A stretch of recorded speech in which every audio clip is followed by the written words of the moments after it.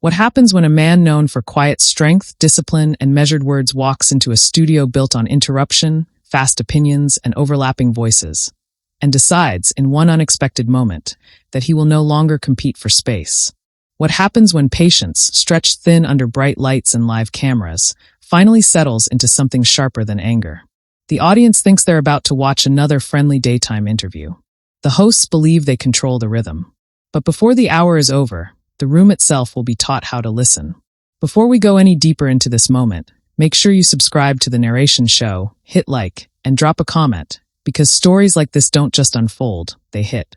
Now let's step inside the room where everything quietly changed. The applause is warm as Denzel Washington walks onto the set of The View. It's the kind of applause reserved for someone who doesn't need introduction. The kind that says respect before admiration.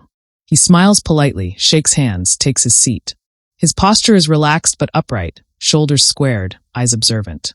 This is a man who has spent decades commanding rooms without asking for permission.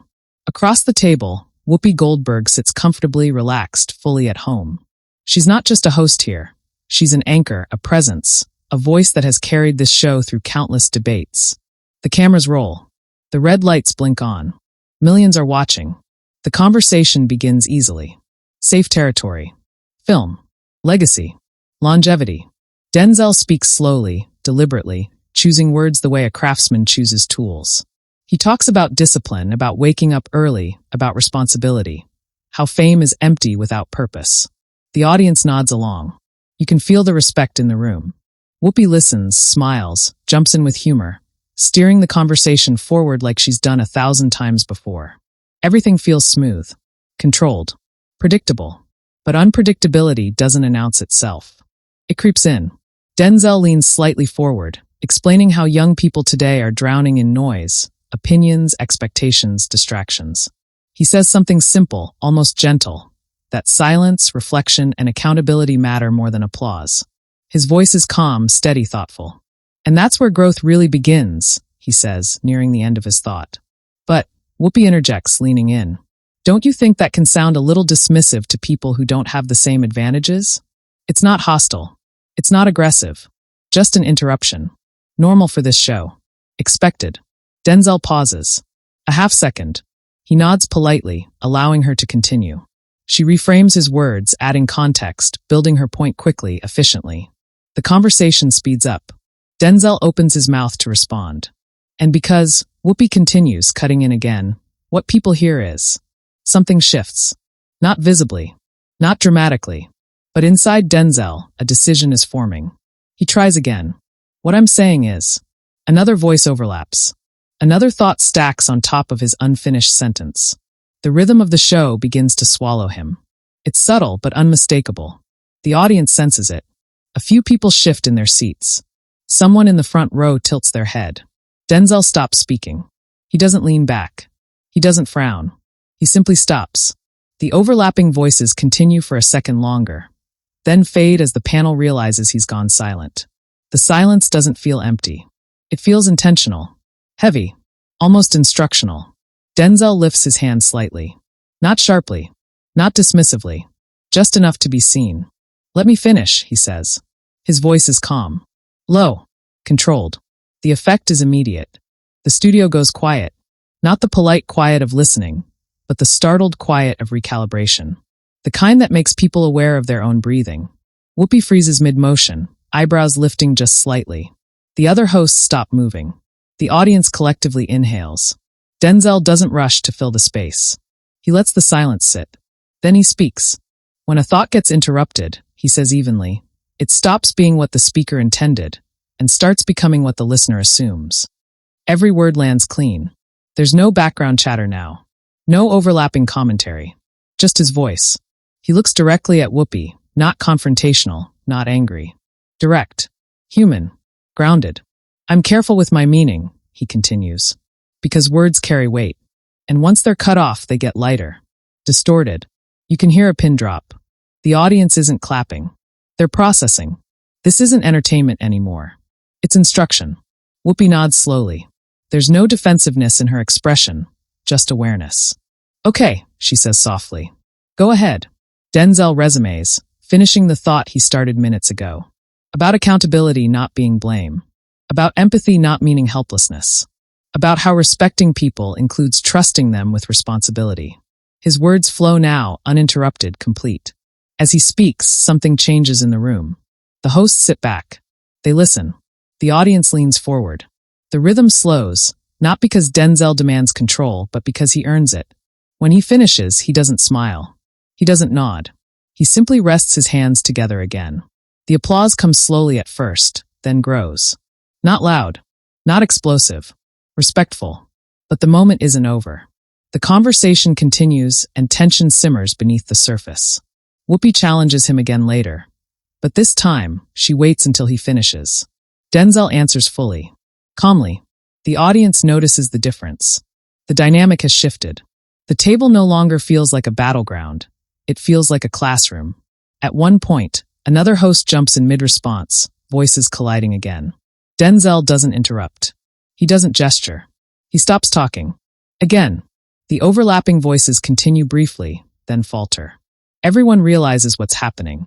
Denzel sits quietly, eyes steady, patient. He waits until the room settles. Then he speaks, almost gently. See how that feels? The reaction is instant and visceral. Gasps ripple through the audience. A few people laugh nervously. Someone whispers, "Wow." The point doesn't need explanation. It's already landed. Whoopi exhales, shaking her head slightly, half smiling. "Fair," she says. From that moment on, interruptions disappear. The rest of the segment unfolds differently. Slower, deeper, more intentional. Denzel talks about listening as a form of respect. About how silence isn't weakness. It's power waiting to be used correctly. He doesn't raise his voice once. He doesn't accuse. He doesn't dominate. He simply controls the space by honoring it. When the segment ends, the applause is genuine. Sustained. The camera cuts away, but the energy lingers. Everyone in that room knows they witnessed something rare. Not an argument. Not a meltdown. A lesson. And this was only the beginning. The silence Denzel created doesn't vanish when the applause fades. It follows the conversation like a shadow, stretching itself across every pause, every breath, every unfinished thought. The hosts reset their posture. The audience settles differently now, not relaxed but alert. This is no longer background television. This is a room that has learned it can be corrected in real time. Whoopi clears her throat, her voice measured when she speaks again. "All right," she says, nodding once. "Let's stay right there." There's a subtle shift in her tone, not defensive, not apologetic, but recalibrated. She asks her next question more slowly, giving it space.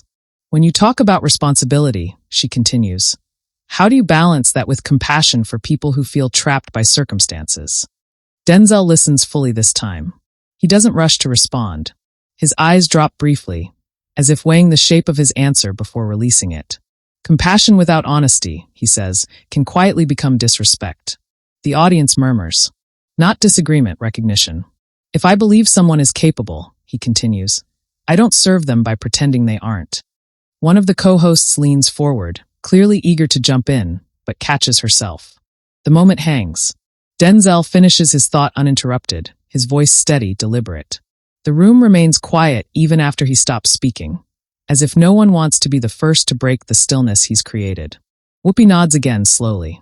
"I hear that," she says. And she does. It's visible now. "But let me push just a little," she adds carefully. Because for a lot of viewers, hearing that can feel like pressure without support. Denzel doesn't bristle. He doesn't retreat. He meets her where she is. "Pressure without support is cruelty," he says. "Support without expectation is also cruelty. It tells people you don't believe in them."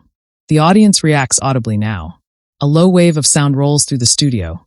Soft gasps, murmurs, a few quiet mms. This isn't the kind of line that sparks applause. It's the kind that lands and sits heavy. Whoopi leans back in her chair, folding her hands loosely in front of her. "That's a strong statement," she says. "It's an honest one," Denzel replies. For a brief moment, it feels like the conversation might ignite again. The tension tightens, familiar and sharp. But instead of escalating, something unexpected happens. Whoopi doesn't interrupt. She doesn't counter immediately. She pauses. And in that pause, the entire panel follows her lead. The audience watches, fascinated. They can feel the restraint in the room. It's not forced. It's chosen. Another host finally speaks, carefully threading her words into the space Denzel has left open. She asks about mentorship, about the responsibility of elders to guide without judgment. Denzel turns toward her, giving her his full attention. Guidance requires patience, he says. But it also requires listening. Real listening. Not listening to respond, listening to understand. The words hang in the air like a mirror. The audience shifts again. People nod. Someone in the second row wipes at their eye, unsure why the moment feels so personal. The cameras capture close-ups now, faces intent, brows furrowed, mouths slightly open. This isn't spectacle. It's exposure. As the discussion deepens, the earlier interruption becomes a reference point, unspoken but present. Everyone is hyper-aware now of how much space they take, how often they step on one another's words. The show's usual rhythm, fast, overlapping, energetic, has slowed into something almost reverent. At one point, Whoopi begins to respond to something Denzel says, then stops herself mid-sentence. She smiles slightly, raises a finger in acknowledgement. "I'm going to let you finish that," she says. A soft laugh ripples through the audience. Not mocking. Appreciative. Denzel inclines his head in thanks, barely perceptible. He continues, finishing his thought about faith, discipline, and the quiet work no one applauds. His voice doesn't swell. He doesn't perform. He speaks like a man used to rooms falling silent when he chooses to speak. But beneath the calm, there's still emotion. You can hear it when he talks about being misunderstood. When he mentions how quickly nuance disappears once a sentence is clipped, reposted, stripped of context. People hear what fits the moment, he says. Not always what was meant. The room absorbs that. Whoopi responds softly now. That's true, she says. And television doesn't always help with that. It's an admission, small but meaningful. The conversation drifts toward media responsibility, toward how platforms shape narratives. Denzel doesn't accuse.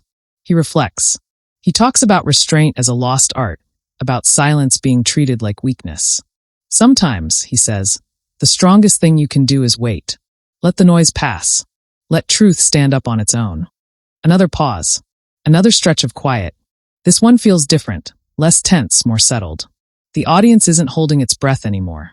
They're listening. But tension has a way of returning when least expected. As the segment nears its midpoint, one of the hosts tries to inject energy, quickening the pace, asking a layered question with multiple parts. The momentum shifts again. Voices almost overlap. Almost. Denzel senses it before it happens. He doesn't raise his hand this time. He doesn't stop the conversation. He simply slows himself. When the question finishes, he waits a full second before answering. The delay alone resets the rhythm. Everyone quiets. It's interesting, he begins, how quickly we rush to fill space. His eyes move briefly across the table. Not accusatory, just observant. Silence makes people nervous. But silence is where thought lives. The audience reacts strongly now. A low wave of applause begins, grows, then fades as quickly as it started. The hosts let it happen. No one rushes to cut it off. Whoopi smiles, a genuine one this time. You're not wrong, she says. Denzel smiles back, small, restrained, almost private. The remainder of the segment unfolds with a strange, almost surreal calm. It's still The View, but it feels transformed. The interruptions are gone. The urgency has softened. Even disagreements sound different. Less like challenges, more like invitations. When the director signals that time is running short, there's a sense of reluctance in the room. This feels unfinished, not in a messy way, but in a meaningful one. Like a conversation that could go on if the lights weren't dictating the ending. Whoopi turns to Denzel for a final thought. She waits. He looks out toward the audience now, scanning faces, reading the room he's reshaped without force. If there's one thing I hope people take from this, he says, it's that listening is an act of respect. And respect changes everything. The applause is immediate and sustained. Not explosive, but deep. Earned. As the cameras pull back and the show transitions toward commercial, the tension finally releases. But the impact remains. People in the audience lean toward one another, whispering. Some shake their heads in disbelief. Others smile quietly, as if they've just witnessed something they didn't know they needed. Behind the table, the hosts exchange glances, acknowledging, without words, that something rare just happened. Not a fight, not a meltdown, a recalibration. And outside the studio, beyond the lights and applause signs, the moment is already beginning its second life. waiting to be clipped, shared, debated, misunderstood, and defended. But inside the room, for now, there is only the echo of a silence that taught everyone how to listen. The moment the show cuts to commercial, the studio exhales, but not completely. The applause sign goes dark, the music fades, and yet the energy refuses to settle back into normalcy. Crew members move a little more carefully now, as if sudden movements might break something fragile. Audience members whisper to each other, leaning close, replaying what they just witnessed in hushed voices. Some shake their heads slowly, others smile, a few stare straight ahead, still processing.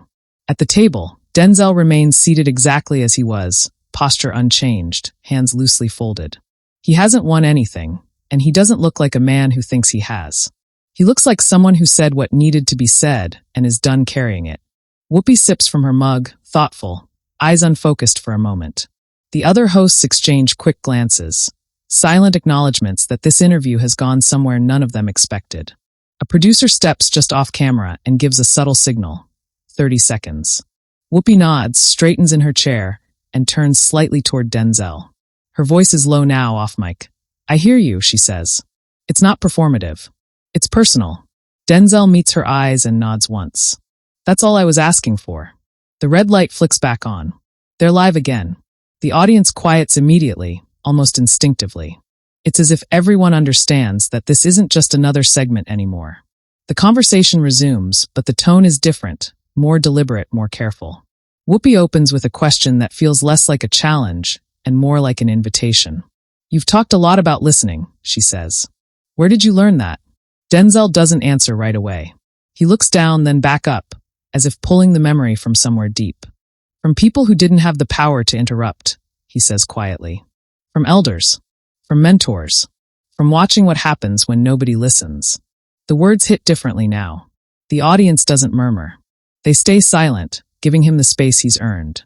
He talks about his early years, about rooms where he was the youngest, the least important, the one expected to listen rather than speak.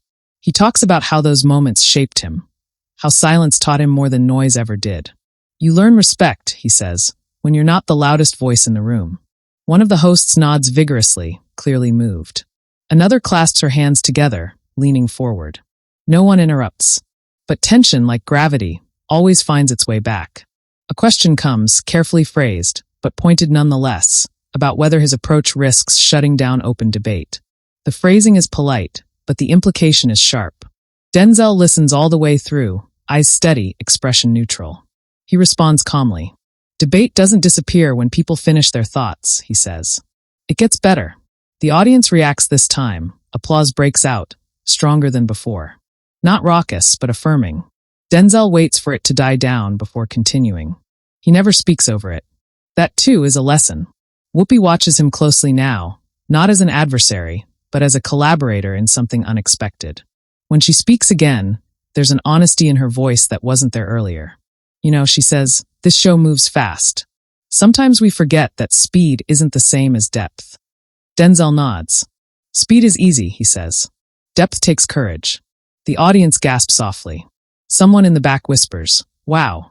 The cameras catch Whoopi's reaction. A brief, genuine smile mixed with something like humility. "That's fair," she says. The conversation widens now, branching into culture, media, and the cost of constant reaction. Denzel talks about how outrage has become currency, how interruptions feel like power but often signal impatience. "We're all talking," he says, "but we're not all being heard." At one point, a host begins to jump in reflexively, then stops herself mid-word. She laughs quietly, shaking her head. "See, old habits." The audience laughs with her. The tension eases, but the awareness stays. Denzel smiles faintly. "It's not about blame," he says. "It's about noticing." As the segment moves closer to its end, the director signals again, 5 minutes. Normally, this would be where the pace accelerates, voices overlap, final points are rushed. But not today.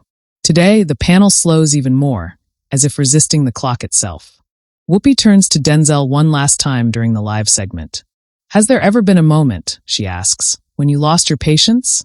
When silence wasn't enough?" Denzel considers the question carefully. "Of course," he says. "I'm human." He pauses, then adds, "But every time I raised my voice, I realized later that I gave away the very thing I wanted to protect." What's that? Whoopi asks softly. Authority, he replies. Real authority doesn't need to shout. The room goes still again. This silence is different from the first one. It's not corrective. It's reverent. The applause that follows is the strongest yet. Sustained. Earnest. People rise slightly in their seats, some clapping above their heads, others nodding along, eyes shining. The hosts allow it to continue longer than usual. When it finally fades, Whoopi looks directly into the camera. We'll be right back, she says. The red light clicks off. The audience breaks into chatter instantly, buzzing with energy. Some people stand, stretching, talking excitedly. Others remain seated, quiet, reflective. A few pull out their phones, already typing, already posting, already framing what just happened for the outside world. Behind the scenes, producers huddle. Someone says, "That was something." Another responds, "We're going to be talking about this for days." Denzel rises from his chair slowly as the hosts stand.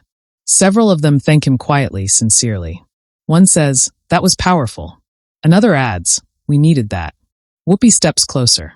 "You didn't embarrass anyone," she says. "You made a point." Denzel offers a small smile. That was the goal. As the show wraps and the audience begins to file out, people glance back at the set, as if trying to take the moment with them.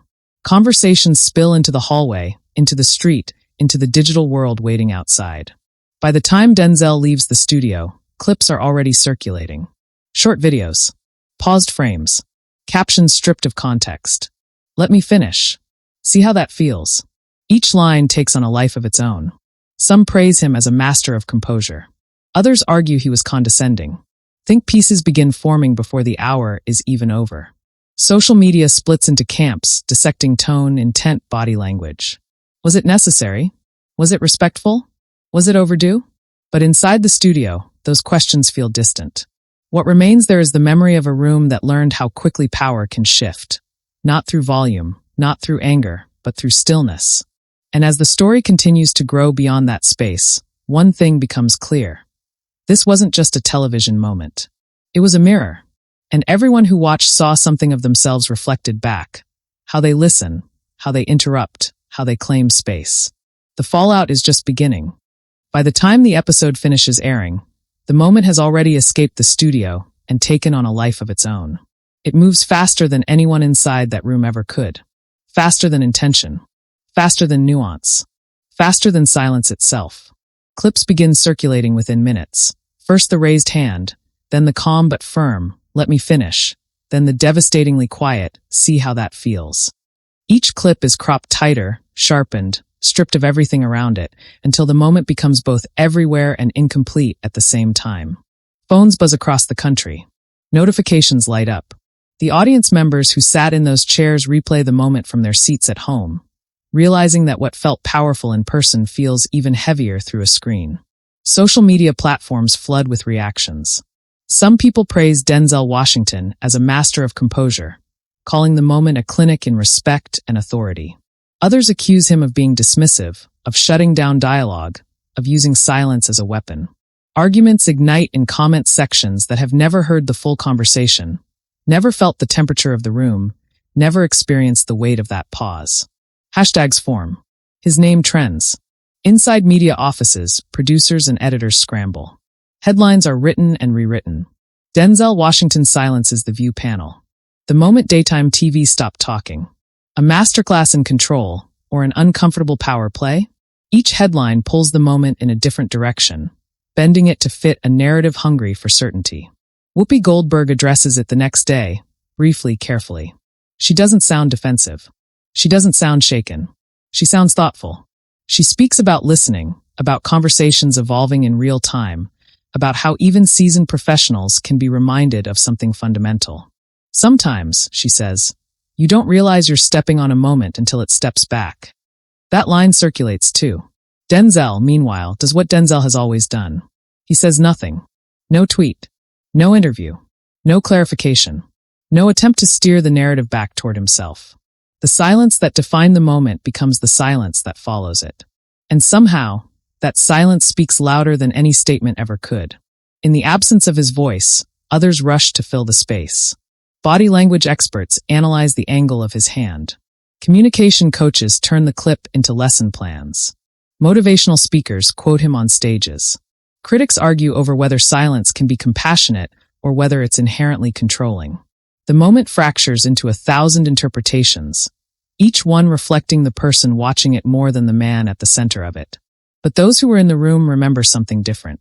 They remember how the air felt heavier before he spoke. They remember how the interruptions didn't feel malicious, just habitual.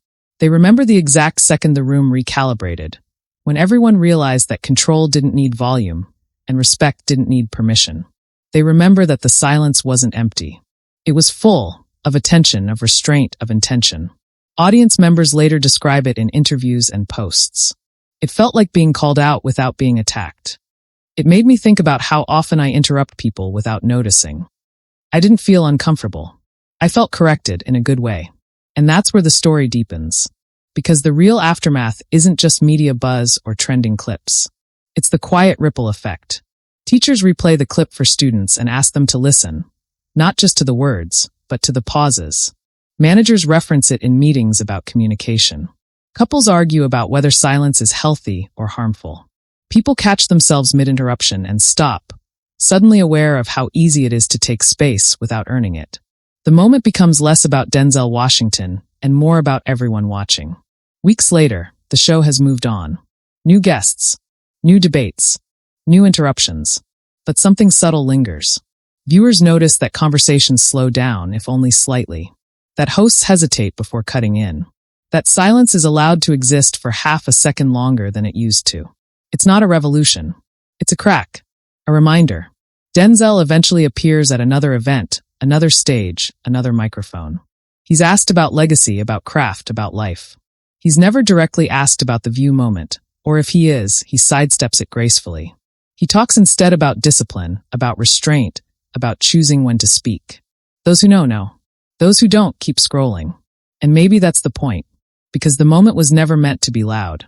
It wasn't a blow-up. It wasn't a takedown. It was a man reclaiming his thought in real time, in a space that rarely pauses long enough to notice what's being lost. In the end, there is no winner declared. No apology demanded. No apology given.